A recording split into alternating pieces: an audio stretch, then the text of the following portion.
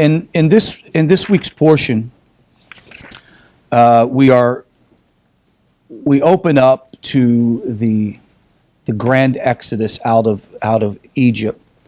The story starts off by telling how God led them out of Egypt through a different way. Didn't let them take a shortcut. And something I read in Midrashim is that the Ephraimites led a group, or attempted to lead a group out of Egypt some many years before. And there was great battles and lots of death and destruction. And Hashem was concerned that if the people showed up and as their journeyed see the dry bones in the desert, they would be discouraged and fearful and turn back. And when I read that, I was thinking about many of our own journeys that we have experienced in finally getting out of your Egypt, and how you thought that there would be a shortcut from there to Sinai. God told them, go to Sinai, go get Torah. That's what he wanted them to do. And as soon as you heard, go get Torah, you figured, well, I'll just get it. You know, what you don't realize is your travel besets you, and often you end up going in journeys in a place that you don't know. And one of the things that we discover, that one of the greatest expressions of emunah, faith, is one who can put their trust in Hashem to do what he's supposed to do. Doesn't matter to you what happens as long as you know Hashem is in control. The problem is we want to somehow separate out what Hashem controls and what he doesn't control, right? Like, these things are all from Hashem and these things cannot be from Hashem, right? Well, in reality, either he is omnipotent, he is all-knowing, he's all-powerful and in control of everything, or he's not God at all. So the point is if God allows things to happen to the righteous and unrighteous, what is its purpose? Its purpose to actually get you to the place, or get you to the Sinai experience. That's the ultimate purpose. The vast majority of people don't go to Sinai. What do they end up doing? They end up wandering in the desert and rotting in the desert. So when the children of Israel left, they take this sort of odd, precarious route. And at the very end, they find themselves with two sort of caverns or mountain areas on each side of them, the Red Sea in the front and the Egyptians in the back. No place to go. And as we learned last year, and we had talked about it, how the Rebbe in 1967 provided a shiur, or a lecture, in which he says that there are four groups of people that are sort of defined in that beginning story, where Moses offers up an explanation or an answer to a question that is not asked in the Torah, in the text. And that is, he's answering the complaints of the people. He told them to stand firm, don't fear. Remember that? Stand firm, don't fear, watch the hand of the Lord deliver them this day. You will not see the Egyptians. You see them there, but they won't be there after in a while. That four groups of people were the people who wanted to commit suicide, go into the ocean and just end it. Before they kill us, we can just end it all. That very same thing happened at Masada. If you remember, when the Romans garrisons were around Masada and they were stuck, and then the Romans were finally getting up to the place to be able to invade. It took, 13 months, 18 months or something on the siege, and they finally all committed suicide on Masada, the Zealots. Now, the Rebbe says that each one of the physical things that happen to the Israelites actually have a corresponding spiritual element to it. And he said the people who were saying, let's just throw ourselves in the sea, spiritually tantamount to a person who feels like that I'll just ignore everything around me and just think about me. He gave an analogy. He says it's like the tzaddik with a pelt, with a coat. It warms him, but it doesn't warm anybody else. And a person during the time of difficulty shouldn't be a person who is thinking just of himself. I'll just dive in Torah study. We all know Torah study is great. But if your whole focus is Torah study to ignore the plight of those who are around you, what good is that? And we all know that the greatest level of Torah knowledge and wisdom comes from when we interact within society and people around us. That's when Torah really gets expressed. before class, Aurelio was talking about the effect of your living on your in-laws and your family's lives. And we talked about, I'm trying to think of the word that you used, the sort of the gentleness or the the subtlety in which you can live a very Torah-centric life and show loving kindness to other people until that light illuminates them and changes them. That second group of people are the complainers. You brought us all the way out here to die, right? Now, we all know that God doesn't mind listening to your complaining, but we all know that is a serious lack of faith that complains, always blaming something on somebody else. Well, the complainer is the person who is always wanting to find out, always wanting to declare something is awry, and not because of themselves, but because of somebody else, right? And then, of course, you have the other two groups of people, in which one group said, well, let's just fight it out. Now, to be honest with you, the Torah scholar and the fighter, there's nothing wrong with those things. I think people that want to study Torah, dive into it's great. But if you are wanting to dive into Torah, as I said, at the demise of those people around you in practicality, then you're going to lose something. The second thing is the person who wants to fight. There is a time to fight. But Moses was telling them, stand down, this is not a time to fight. Why? Because they needed to see the hand of God in a way that they had never seen it before. And with that in mind, you know that there are individuals who when it comes time to making a decision, they just have the inclination to fight first, right? I don't know that that's bad when it comes to physicality, but spirituality, sometimes to immediately jump to a conclusion can be a big mistake. Which brings us to the miraculous. We all need the miraculous in our life and ask Hashem oftentimes for miracles. When you see if someone's illness and sickness, you give charity and you study Torah for the sake of that individual, hoping for a miracle. At the same time, we have to be cognizant that God is in charge. He's the boss. And with Him being the boss, we have got to rely 100% on Him, period. The children of Israel had seen amazing, miraculous acts in Egypt. But they weren't affected by it. You remember that? They were sort of secluded off by themselves. This time, they had to see Egypt humiliated by their very strength and power. You see, Egypt's power lorded over its people and its slaves through its army. And they were getting ready to see Egypt disappear. I mean, completely humiliated. The whole nation would be destroyed by this one act. They stand by the edge of the water. And the Midrashim says that this one unsuspecting soul who decides to go into the water goes into his knees, and everybody's like, he's crazy, what is he doing? And he gets up to his chest, and he continues to walk out till it's right up under his nose, and all of a sudden the sea split. Hashem was waiting for somebody to make the move to go to Torah. Because what was the mission? The mission was to go get Torah. Go to Sinai. That's the mission. Don't deviate. If God said, let my people go so that they may serve me, He meant it. Meaning that how are they going to serve Him without Torah? And if He says go get Torah, then that means you are not going to be kept from getting there. So if I'm not going to be kept, or we're not going to be kept from getting there, that means that come hell or high water or difficulties, we're going to make it. I think sometimes we fail to realize that there is an end game to all of this. The end game for us, especially now, is about getting Torah and re-entering into redemption. It's a backwards deal, right? Here, we're getting Torah, we're coming to Torah as the nations, and now we're going to enter into redemption. Now, we can sit all day long and talk about bring Mashiach now, and we wish that the end would come so we wouldn't have to deal with all of this stuff, but we have to start performing as if we are in that redemptive role at this time. Step into the water. It's about taking the initiative.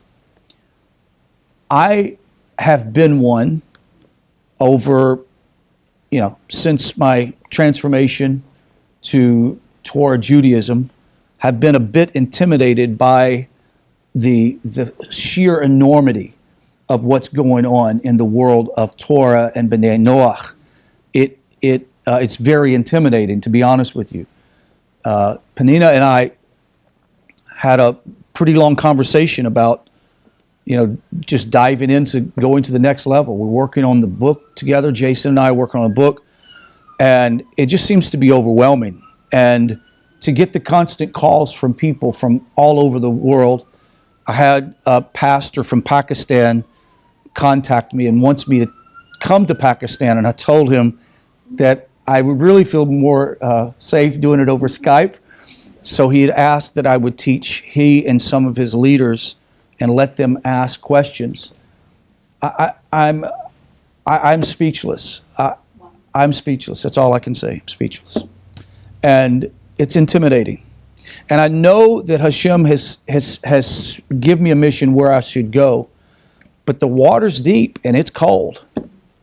And I finally, this week, it hit home. It really did hit home. And then when I read this text, I told Melanie, I said, you know what? I'm just going to go for it. I think that what intimidates a person most and what's most fearful is what it's going to do to you. Right? I mean, what's it going to do to me? I'm 50 some odd years old, and you think of slowing down, not speeding up, not adding to the pace. And I could just imagine some of the Israelites when they left Egypt thinking, why in the heck are we going south when our land is north?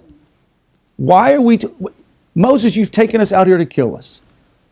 And I am one of those people that have stood at the edge of the water thinking, God, have you brought me out here to destroy me, to work me to death? What's the deal, right? Well, obviously, I don't believe that. And I do believe that God has given us a goal in mind, and that is to bring universal Torah to the nations. And it's happening, and it's going to happen quicker than we expect. And knowing that there are individuals being aligned to join this community and to help us, I'm blown away. But let's talk about for a moment this idea that miracles can or cannot build faith. We've often heard, if I could just see a miracle, my faith would be restored, right? Israel not only sees the hand of God in all of Egypt and the battle against the gods, right? They see the sea open up. They walk across on dry land. And then God lures, the text actually said God cast the Egyptian army into the sea. Like he picked them up and cast them. The Midrashim says that he lured the head horsemen.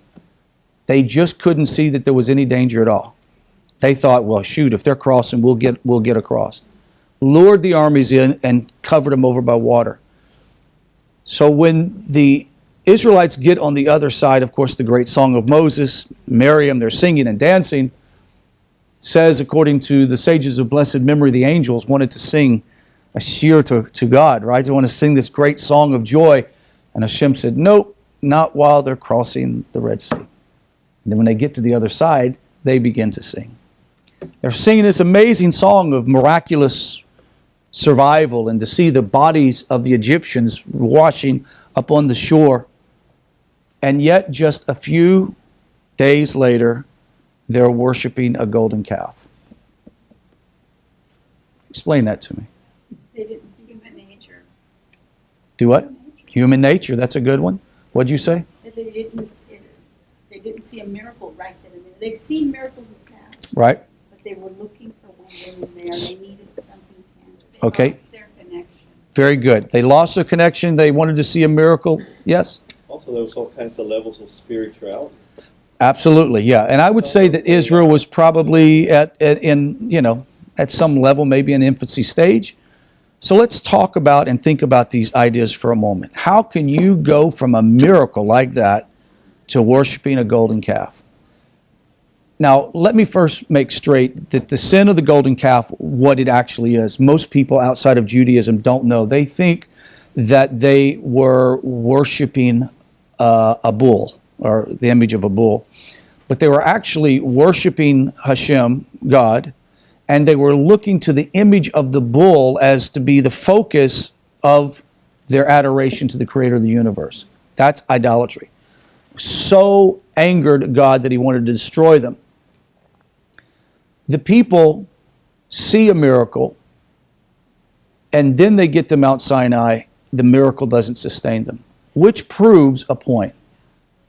Miracles, signs, and wonders do not build faith. They don't build faith. At the moment they inspire, at the moment you feel an elevation of faith, but what builds faith? Torah and its practice. But the problem is, it's human nature. If you don't follow Torah and continue to follow it, your faith is weakened. How do we know that, and how is it evident? As we go through the book of Exodus and we approach Deuteronomy, one of the things that we're going to see that's going to be very profound is how the people, on a regular basis, parts of them would rebel. We have Korah's rebellion. We have the people crying and lamenting because they were so scared they were going to enter the land and be destroyed by the giants. You remember that? You have all types of acts of lack of faith. That's not on everybody's part. But you and I both see that if miracles alone was good enough, then it would have sustained them. Which tells me to this day, and I know there's a lot of people within some religious world, that they're constantly looking for a miracle, and the reason why they need a miracle is because they say it builds faith. And of course the counterpoint to that is, well, if you didn't get a miracle in your life, you don't have enough faith. And I was like, okay, that's counterintuitive there a little bit. It's like, okay, then I need a miracle to have greater faith. So who knows? But we know that the Israelite people needed their Torah. And yet we have a history of the Israelite people who somehow disconnect from the illumination that comes from the Torah and find themselves in the same situation. The 10 tribes, the 10 northern tribes that were in Egypt, the nation had been divided into the southern tribes and the northern tribes. The leader, the spiritual leader and the leader of the 10 northern tribes chose not to allow his people to go to Jerusalem for a temple service, a temple worship. So they took and built an altar. Actually, the altar was on the same site as a pagan altar. And there they built those altars. God said, okay, it's enough. You're out. You're gone. And the text says that it was like a bill of divorcement. Now, the beautiful thing about that is that God is going to take his children back. He's going to bring them back. We're living in the age where we're seeing that already. But that lack of connection brings about idolatry. In every case, a person who loses his connection with God will immediately turn to idolatry. Period. Now let's look and examine for a moment, what is idolatry? What is idolatry? Can one say, or no, do we know that there are people out there that say, yes, I believe in the God of Abraham, Isaac, and Jacob, but yet they clearly practice idolatry? Of course we know. Is it, now we're going to take it next a step further. Is it possible that a fellow Jew can practice idolatry? How would that be? Think about it. Now, I'm not even talking about going into another religion, right? In anything, I mean, the Star of David. Right. The elevation of anything that is not Hashem. Why? Because Hashem is one. Echad, that concept of Echad really is so powerful and so strong that says that nothing exists outside of Hashem. So if I elevate anything that is not Hashem to a place that occupies my time more than Hashem, then I am practicing idolatry. Period. A job can become like idolatry. My sports activities can become an idolatrous thing. Television can become idolatrous. Yes, absolutely. What? Oh, don't even start on Facebook. All right, now, yes. At what point is it just materialism more than idolatry? Because I know that I've had discussions with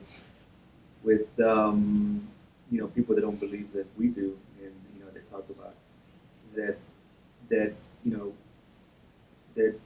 idolatry everywhere. And my response was, a lot of that is, because they talk about, you can be in love with your car. I said, man, that's just materialism. Well, no, it is materialism. Right. Absolutely. Because their response to idolatry, saying, hey, you've got to be careful if you put somebody in the place of God, and their response is, well, hey, we all have idolatry because, you could be. Well, no, but that's, yeah, I see what you're saying, but yeah, I think I agree with you 100%. It's like, just because I drive a car and I like a nice car doesn't mean I'm worshiping the car. That's not what we're talking about. My Yeah. deal is, hey, that's not idolatry. To me, that's more materialism. Right. Because, I'm not asking the car. I don't pray to the car. I don't, I don't do these things. So that was my response to it. Right, but if let's say, for example, I go out and spend a lot of money on my cars, I have the money to do that. But I give no, What if you take better care? I talk to traffic lights, so I don't know, Some people take better care of their material things than the people that they may live with. Right, well, that's, Somebody's a musician, they may get after their drums and be careful that nothing should touch it or whatever, and spend time practicing everything in a sense that set of drums becomes, I can't say, I don't. no, it becomes an icon in their life. Right. So here's the example. I buy a car, I can afford it. Okay, there's nothing wrong with having a nice vehicle, right? And I'm constantly out washing it and polishing it and showing it off and driving. I don't give to charity. I don't study Torah, right? But I still believe there's only one God, right? And I believe in the God of Abraham, Isaac, and Jacob. Well, the problem is you really can't, belief is not, Judaism and emunah and faith and belief is not static. It's an active faith. That's what emunah really can be defined as, active faith. Meaning, I believe by my demonstration, by what I do. Yes, sir? Could yourself and your self-worth? Oh, yeah, by all means. Absolutely. Let me tell you. Hang up all kinds Oh, absolutely. Let me tell you, what is the greatest impediment to actually performing the mitzvahs is when you think, oh, this is too hard. I can't do this. I don't like doing this. This is so much trouble.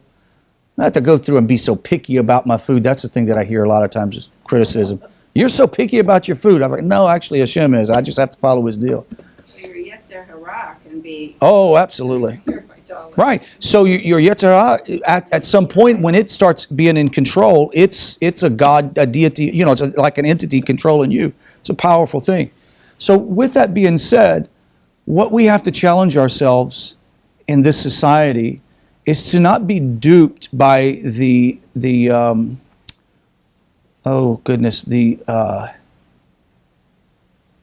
material world that wants to prove to you or make you convinced that you need all of those things to somehow be happy and be satisfied and secure. And in reality, we just need to put our trust in Hashem. Just got to put our trust in Hashem. Yeah, Really. at another level too is you become a slave to your five senses, Right. and that's exactly what the at Mount Sinai with the golden calf. They wanted to physically see something, Right. And you maybe even hear it because when they say they talk, it literally moved and it was animated. Right. Right. So same thing with us is that we rely on our five senses, which relies on this material world, Right. not our spiritual senses. Then that's where the problem. Absolutely. Absolutely. And, it's, for some reason, we feel like that we have to be stimulated by our senses to be convinced. And there are people out there, and I've heard people, especially, avowed atheists, they'll say, well, if God would just do X, Y, Z, I would believe. And then I would tell them, well, then he's not going to do it. He's just not going to do it for you, right? Isn't that why God made Saul king?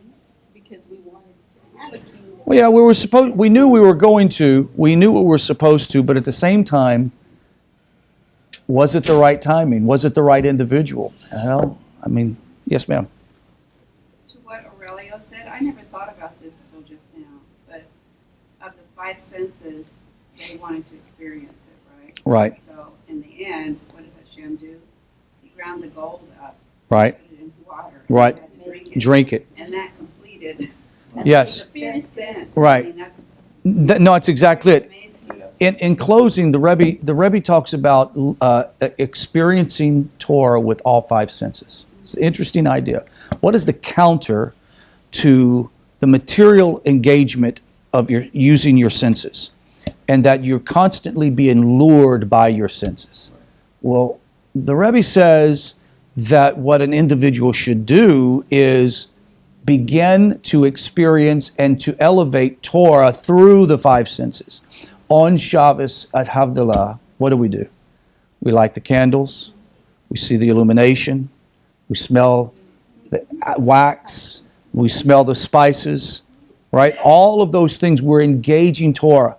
We elevate our sense of hearing by hearing lectures and hearing stories of the great sages of Judaism. Our mouth tastes the great pleasure of food when we do a bracha and a blessing. You see, that's elevating it. That's putting the five senses in its place. Touch, yes, exactly. At the heat coming off the fire. So in every way, we have to redirect our senses and filter the things that come to our senses. What do we watch? What do we listen to? What do we think about?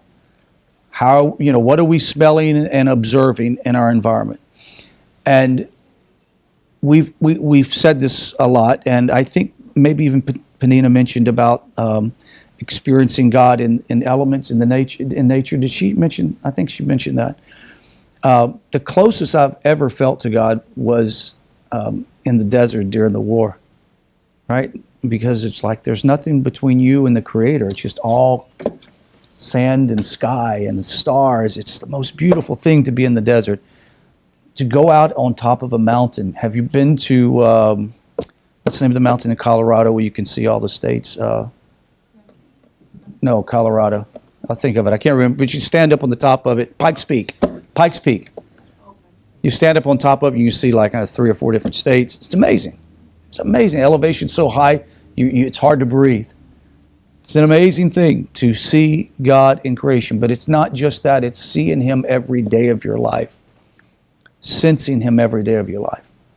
Hearing a word. Hearing an idea. Talking about Him. On Shabbos, I was by myself and my wife wasn't there. No stimulation. No talking. And after it was over with, I told her, I said, whew, this house was quiet without you. And she says, well, the mouth of the South will be back soon, so enjoy it while you can. All right? But what I wanted dialogue. I wanted to talk to people about stuff, Torah. I wanted to just elevate the moment, and it was really quiet. And so it's really important that as a community, we do not allow ourselves to be robbed and to be convinced that we're looking for God in a miracle. In reality, He's given us the greatest miracle, and that's the revelation of His Torah and the knowledge of God. So that concludes this year. Any questions?